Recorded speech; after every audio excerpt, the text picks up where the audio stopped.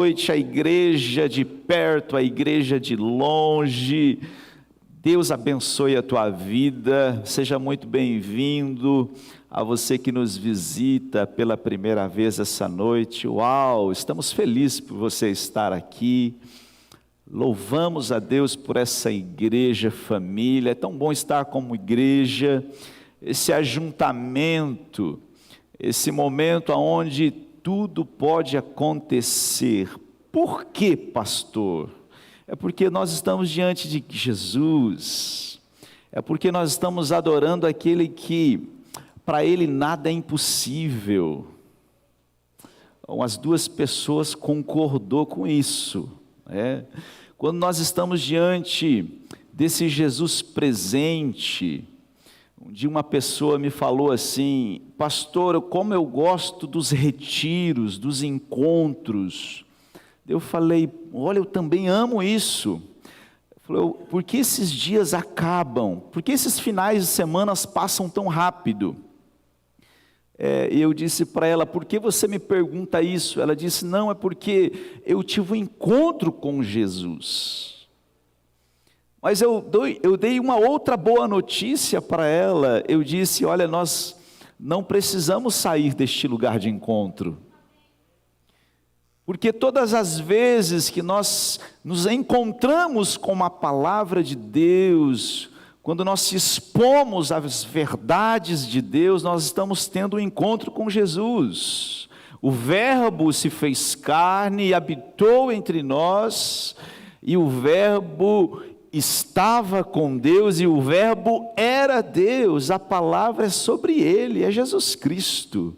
É por isso que essa palavra viva, poderosa, quando nós temos um encontro com essa verdade, surgem os efeitos, as evidências, as marcas de um encontro com Jesus. Nós temos falado sobre isso.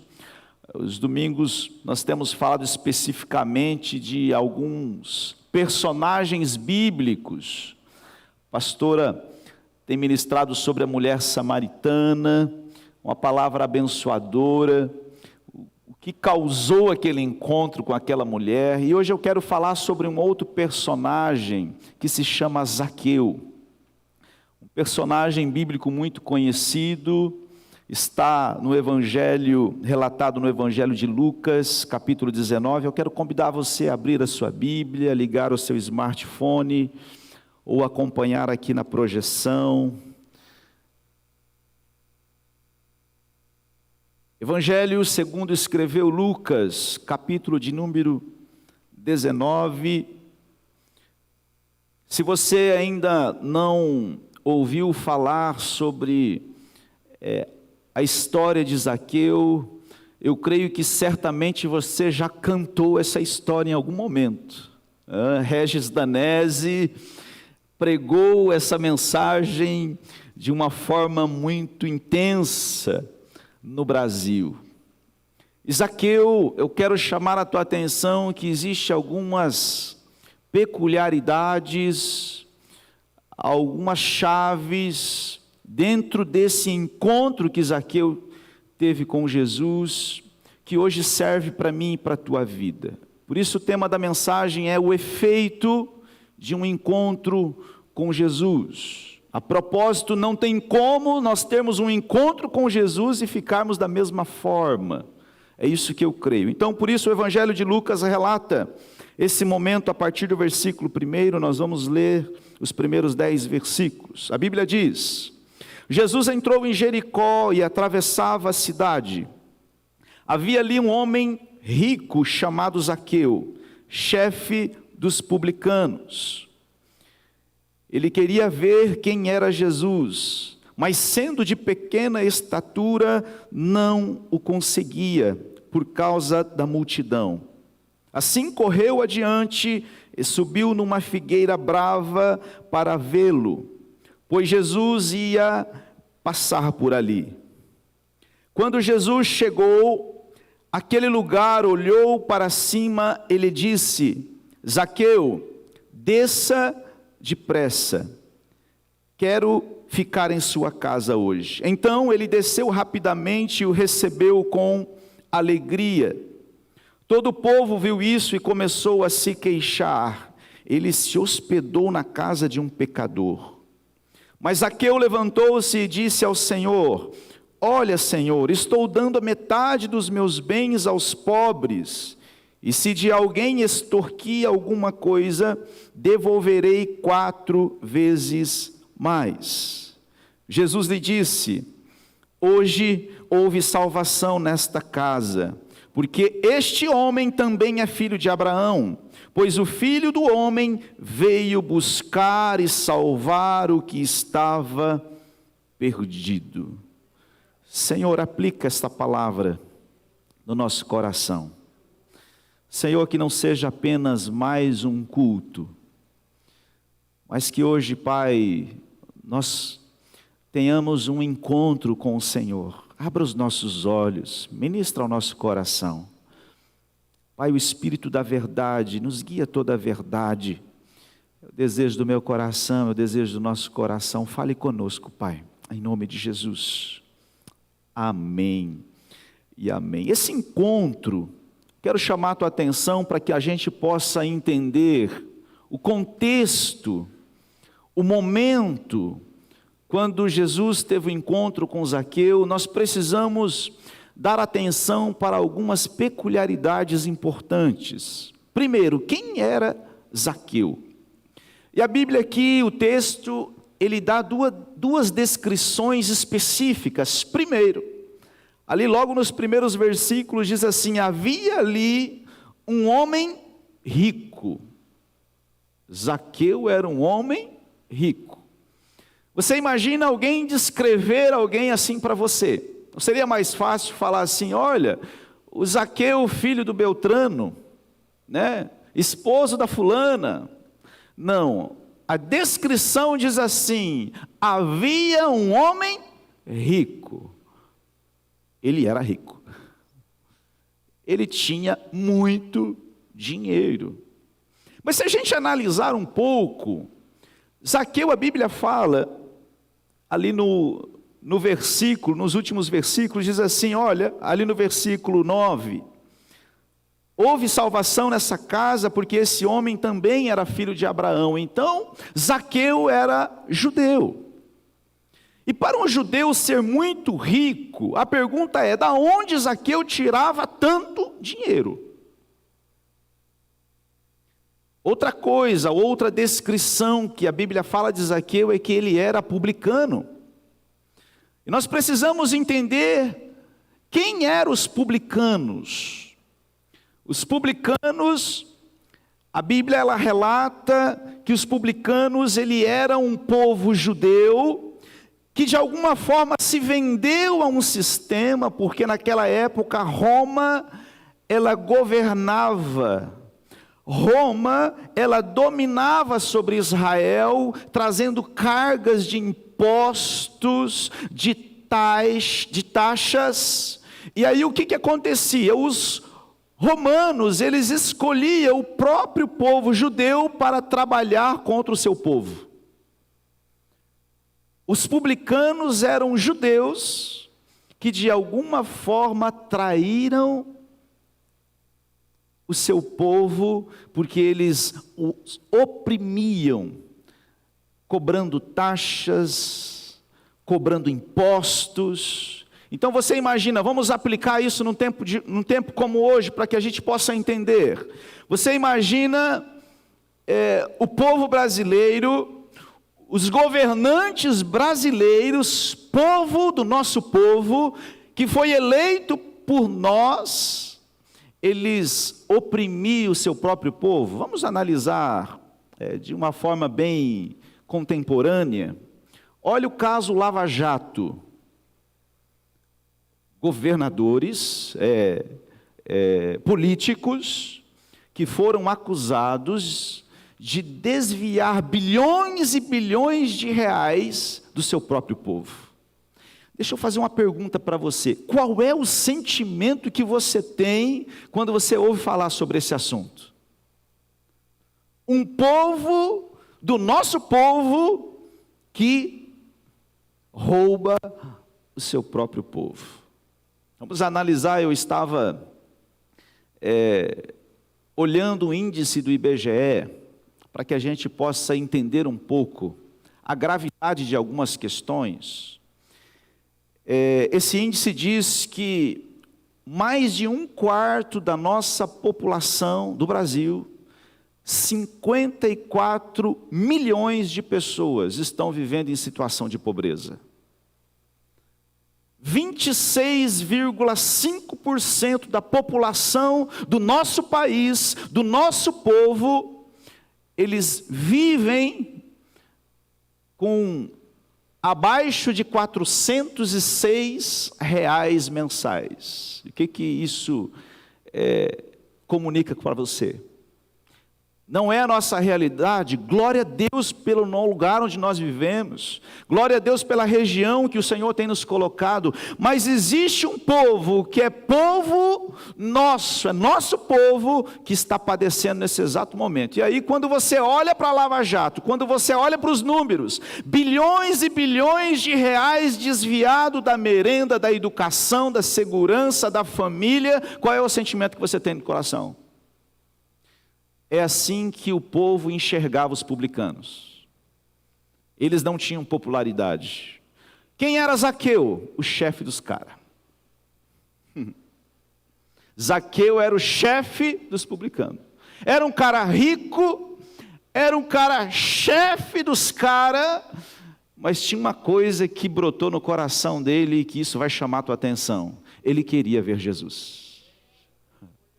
E aí, eu quero chamar a tua atenção que havia alguns obstáculos que impediam Zaqueu de ver Jesus. A Bíblia fala que ele desejava, ele queria ver Jesus, mas havia alguns obstáculos. O primeiro deles, ali no versículo 3, diz assim: ele queria ver quem era Jesus, mas, sendo de pequena estatura, não conseguia por causa da multidão. O primeiro obstáculo é de ordem pessoal. Zaqueu era pequeno. O primeiro obstáculo que impedia Zaqueu de ver Jesus era de ordem pessoal. Ele era baixinho. Vamos aplicar para a nossa vida. O que de ordem pessoal te impede você de ver Jesus? Pare para pensar um pouco. Vamos interagir um pouco. O orgulho é algo pessoal? O orgulho pode impedir o homem de ver Jesus? Pode? Legal. O que mais? Eu coloquei aqui a idolatria. Sabe o conceito que nós temos de idolatria é de imagens, mas idolatria, deixa eu dizer algo para você, certamente Zaqueu tinha um ídolo, o dinheiro, Mamon. Ídolo, idolatria é aquilo que ocupa o lugar que deveria ser de Jesus na nossa vida. Outra coisa, eu sou tímido, eu tenho vergonha, eu não tenho carro. Deixa eu dar um exemplo para vocês, eu até coloquei aqui. Eu não sei você quando namorava, né? Na época eu comecei a namorar a minha esposa, eu estava com uma moto, né? Mas tinha alguns momentos que eu tinha que pegar a bicicleta. E vou dizer uma coisa para você, eu atravessava a cidade para ver a minha esposa, porque eu amava, e eu não tinha carro. E se tivesse chovendo, sabe o que eu fazia? Eu colocava 2 sacolas do supermercado para cobrir o tênis, amarrava, eu colocava a mochila nas costas, colocava uma muda de roupa dentro de uma outra sacola, amarrava, colocava dentro da mochila, porque se a água entrasse na mochila, não molhava a roupa, e eu dava umas pedaladas, por quê? Porque eu estava apaixonado por ela. Mas mudou muita coisa daquele tempo para cá, hoje eu sou mais apaixonado ainda. Qual era o obstáculo? Eu não tinha carro, eu vou de bicicleta. Eu não tenho bicicleta, eu vou a pé. Não tem chuva, não tem temporal, não tem pandemia. Quando você está apaixonado, você dá um jeito. Você concorda comigo? O que de ordem pessoal te atrapalha de ver Jesus? Esse era o primeiro obstáculo que impedia Zaqueu de ver Jesus. O segundo obstáculo vem de ordem social, a multidão. Vamos analisar um pouco. Ele não tinha uma popularidade saudável. Concorda comigo? Se você encontrasse, eu não vou citar nomes, mas um camarada que foi julgado, preso, recebeu uma liminar de soltura, está aproveitando o Dia das Mães, com uma pulseira preta no tornozelo. Se você encontra ele, você vai dar um abraço nele? Qual que é a popularidade desse camarada? Era a mesma coisa se Zaqueu saísse na rua. A popularidade dele, ele diz, não, a multidão é um obstáculo. O que eles vão falar? O que eles vão dizer? Pensa um pouco comigo. O que de ordem social te impede de ver Jesus? O que os seus amigos vão dizer a teu respeito? Olha, agora está indo na igreja. O que a galera das terças vão falar? O que a galera do futebol vai dizer? O que a minha família vai dizer agora eu indo para a igreja? Quais são os obstáculos que nos impedem de ver Jesus? De ordem social. Agora, eu quero chamar a tua atenção por aquilo que Zaqueu fez. Olha o versículo 4. Assim correu adiante e subiu numa figueira brava para vê-lo, pois Jesus ia passar por ali. A primeira coisa que Zaqueu teve foi atitude. Isso é nobre para um homem e para uma mulher. Existem 3 lugares em que você pode estar. Você pode estar no meio da multidão.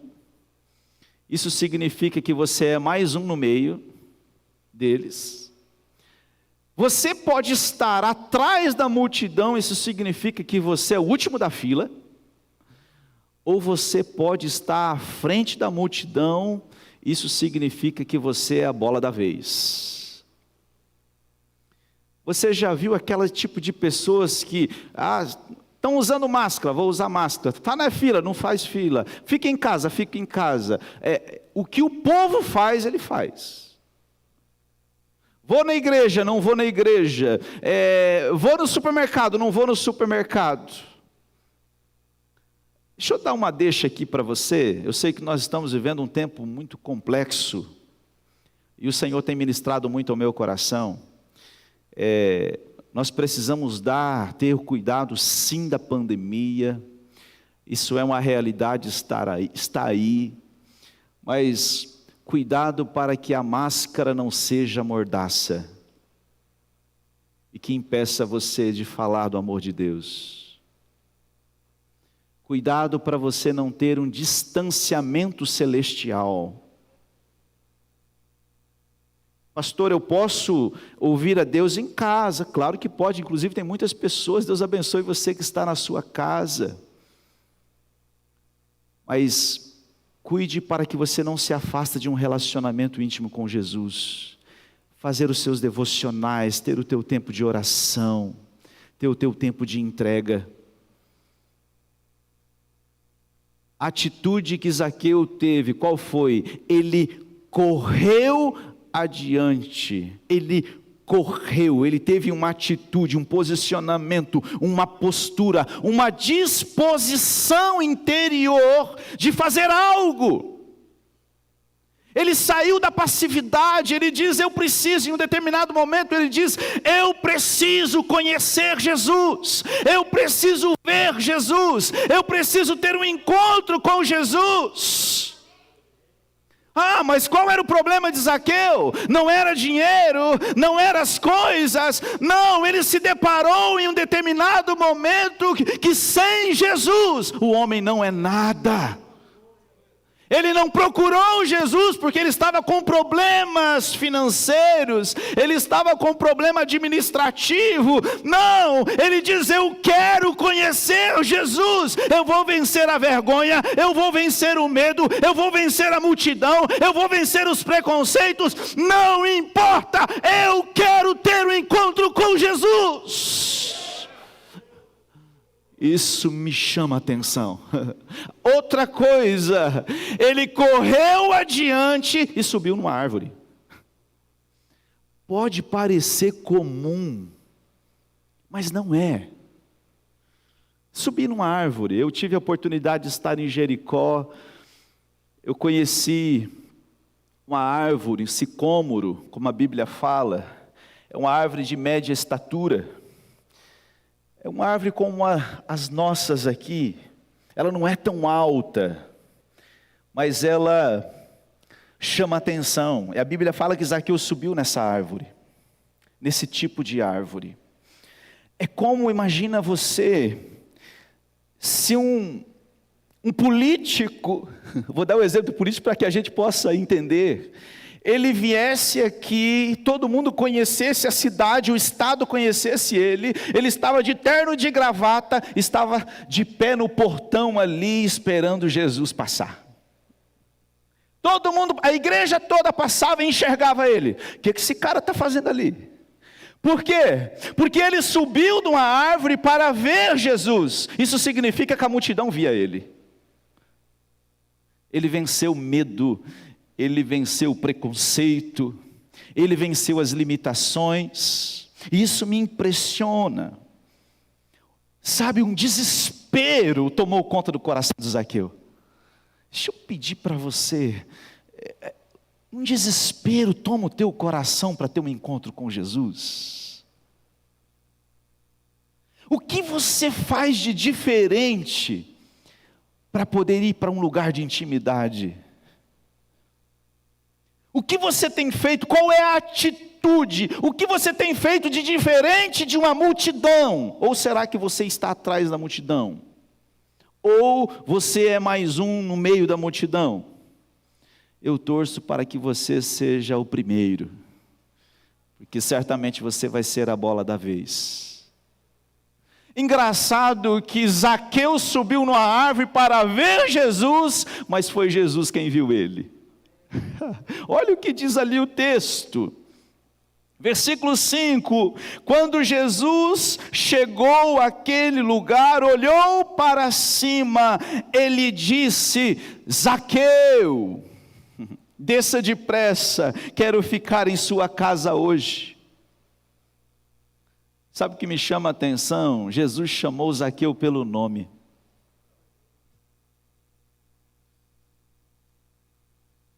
Alguns comentaristas dizem que isso era de praxe dos profetas, ele chegar e chamar as pessoas pelo nome. Deixa eu te dar uma boa notícia, Jesus te conhece. Jesus conhece o nosso coração, isso não sei se é bom ou ruim, porque Ele conhece a motivação do nosso coração. Ele conhece o desespero que nós temos para ter um encontro com Ele. Zaqueu, desça depressa, depressa, porque hoje eu vou na sua casa. Eu vou conhecer a sua família. Gente, um encontro com Jesus, ele não só beneficia o indivíduo, mas a todos aqueles do meio da qual ele convive. Jesus diz, olha Zaqueu, desça depressa que hoje eu vou na sua casa. um encontro com Jesus, um encontro com a graça, um encontro com a salvação, um encontro com a vida, um encontro com a esperança, um encontro com a transformação, um encontro com Jesus. É tudo que eu e você precisamos ter. É tudo que eu e você precisa arder no nosso coração um desespero por isso.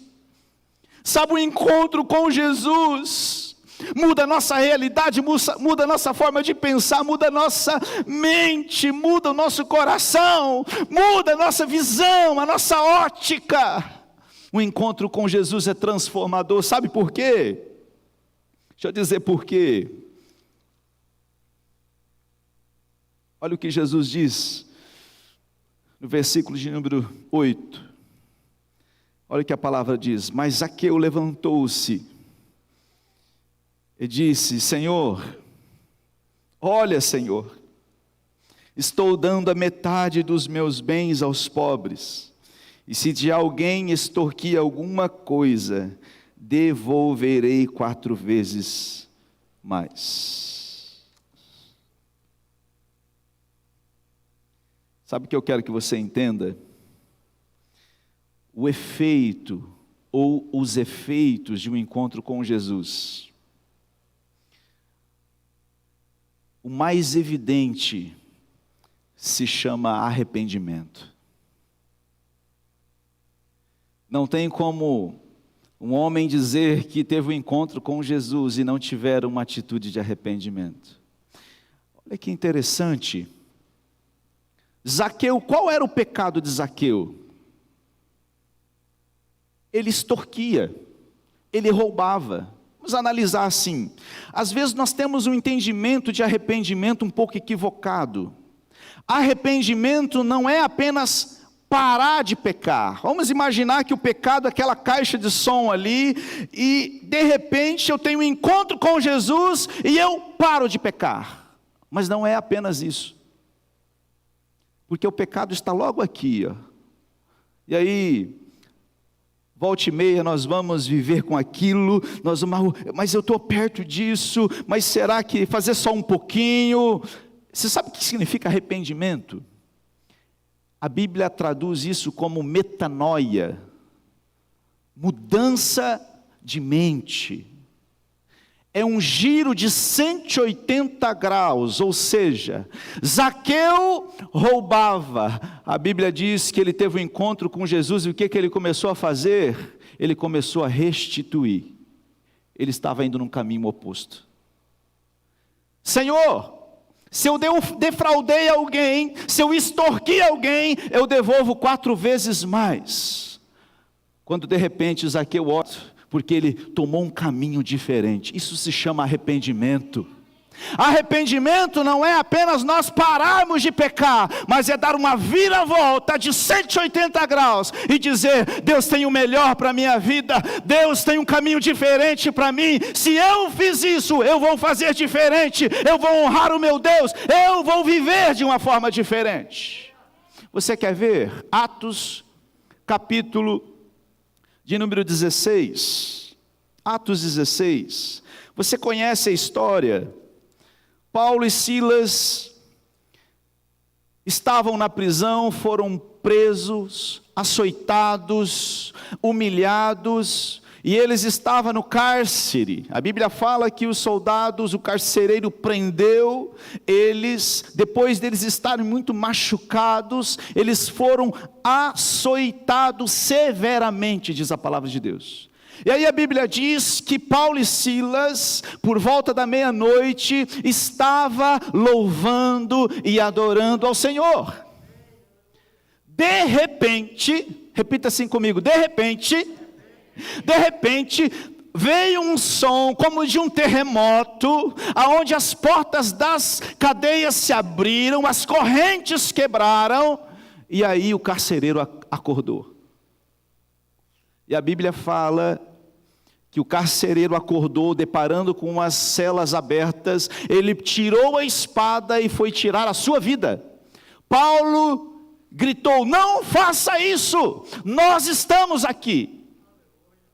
O carcereiro, procurando eles, pediu luz. A Bíblia diz: o carcereiro pediu luz, entrou correndo, trêmulo, prostrou diante de Paulo e Silas, e disse, levou eles para fora e disse: senhores, o que devo fazer para ser salvo?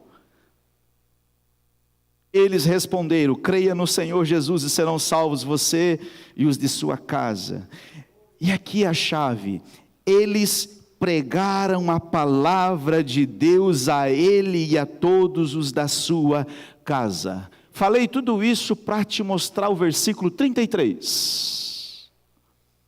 Naquela mesma hora da noite, na mesma hora da noite, o carcereiro, aquele que feriu Paulo e Silas, aquele que machucou Paulo e Silas, lavou as feridas deles. O que significa isso? Ele teve um encontro com Jesus. Antes ele feria, ele machucava. Agora ele cura, ele restaura, ele limpa as feridas, ele lava as feridas. Por quê? Porque o encontro com Jesus produz arrependimento. Houve um terremoto que transformou a vida. Ele teve um encontro com a palavra. O encontro com Jesus produz arrependimento.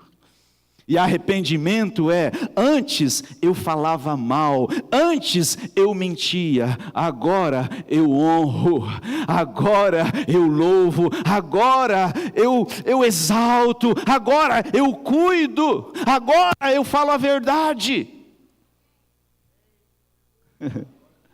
Arrependimento produz fruto para a vida.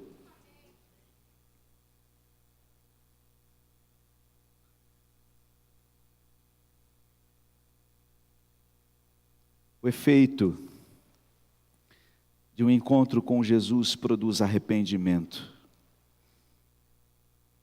O Washer dá um exemplo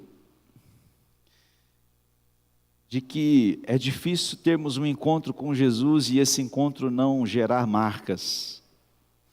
É como se ele dá o exemplo de que você marca um horário com alguém, e de repente você olha no relógio, passou 15 minutos, a pessoa não chegou, 20 minutos não chegou, meia hora, 40 minutos, de repente aquela pessoa entra, desculpa o atraso, o que aconteceu? Ele diz: uma carreta me atropelou. Mas está tudo bem. Duas coisas: ou essa pessoa está mentindo, ou essa pessoa é louca. Porque tem como ser atropelado por uma carreta e não ter marcas. Jesus é muito maior do que uma carreta. Não tem como eu e você termos um encontro com Jesus e não ter uma metanoia. E não ter uma mudança de vida. Isso é o Evangelho. Não tem como você ter um encontro com Jesus e permanecer da mesma forma. Sabe o que aconteceu com Zaqueu? Ele começou a ajudar as pessoas.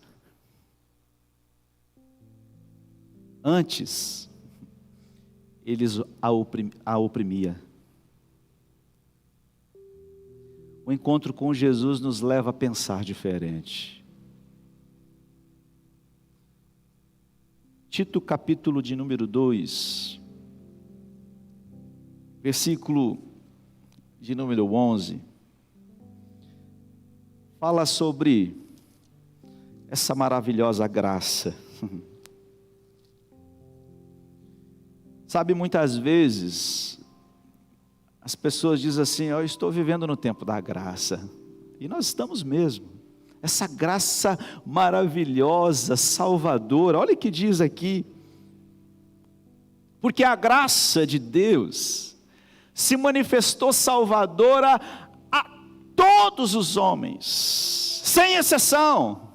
Uau! tem jeito para nós. A graça de Deus nos alcançou, se manifestou salvadora. Não importa o que você fez, não importa o que você fez no seu passado, Jesus, assim como ele disse para Zaqueu: Zaqueu, desça da árvore, porque aí é o meu lugar. Eu vou subir no madeiro por você e por todo aquele que crê, porque o pecado teu, o pecado da humanidade está sobre a minha vida. É por isso que eu te faço livre. Eu vim não para os sãos não precisam de médico, mas sim os doentes. Jesus disse isso. Eu vim achar, não justos, eu vim achar os pecadores, os perdidos. Eu morri pelos perdidos. É isso que Jesus diz. Eu paguei um preço por vocês. Não é por meritocracia, mas é pela graça. E a graça é um dom de Deus. A graça sou eu, disse Jesus. Está sobre mim, foi consumado. Eu te perdoo, para você ser livre, para você viver. Uau! A graça, ela produz salvação. Mas tem a segunda coisa que a graça produz. Versículo 12. Ela nos ensina a renunciar à impiedade e às paixões mundanas e a viver de maneira sensata, justa e piedosa nesta era presente. A graça nos salva, a graça nos santifica. Não tem como ter um encontro com essa graça e permanecermos da mesma maneira. Não sei como você entrou aqui essa noite, eu não sei como você está aí na sua casa, no lugar onde você está. Mas hoje, Jesus está tendo um encontro com você, através do Evangelho.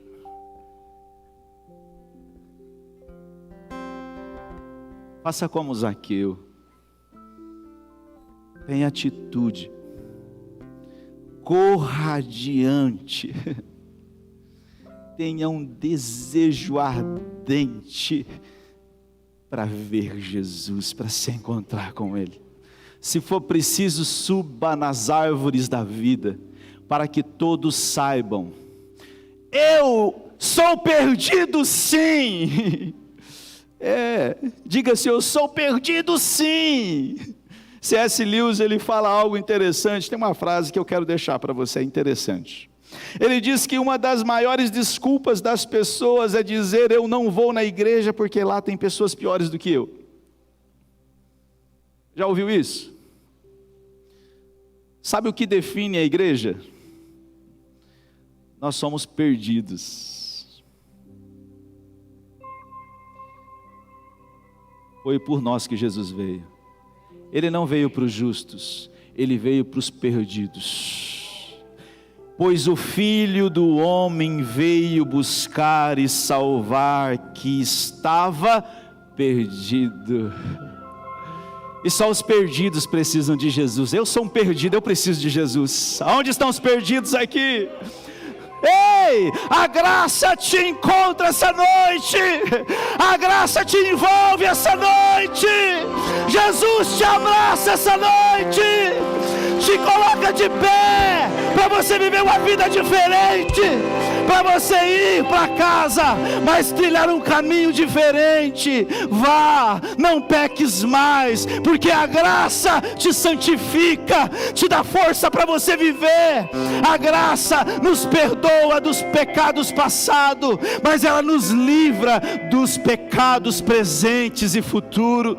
nos ensinando a ter uma vida santa, uma vida íntegra, porque sem ela, sem a santidade, nós não veremos a Deus. Jesus nos convida a ter um encontro com Ele constante, a ter um encontro genuíno, a viver uma vida digna, com a cabeça erguida, porque nós estávamos perdidos e fomos achados por Ele. Aleluia.